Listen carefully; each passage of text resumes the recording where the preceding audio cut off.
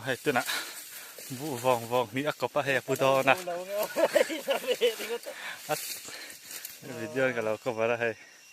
tu nè puto nè nấu cái nắng puto nghe dấu lâu nó liền khóc mấy á bù ra thế là hết khóc mấy hay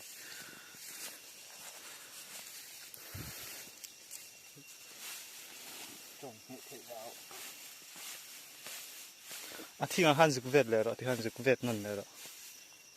ตดแล้วนั่น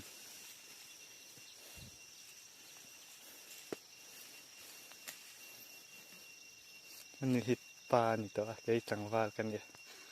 ตัวพูดไทยกันอัลดอนให้สวยงาม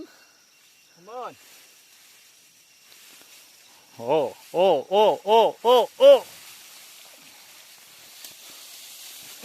อ้โหcái ai chắc cắn bút thầy tắt lát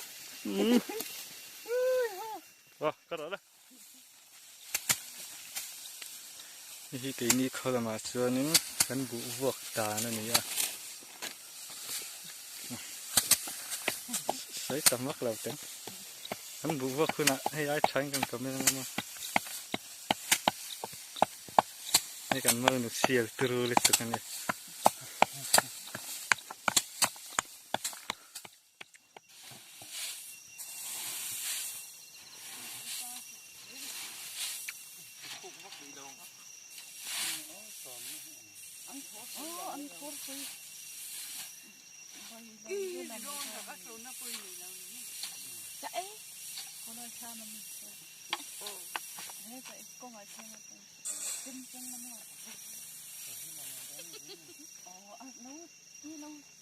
vuông mà lâu mà